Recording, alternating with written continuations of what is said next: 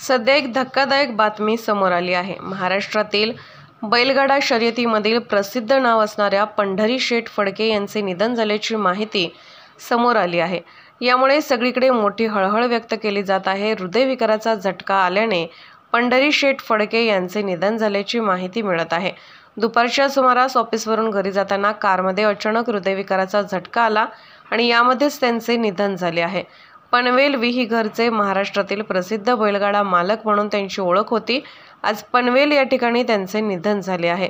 महाराष्ट्रातील बैलगाडा शर्यतीला ग्लॅमरस मिळवून देण्यामध्ये त्यांचा सर्वात मोठा वाटा होता।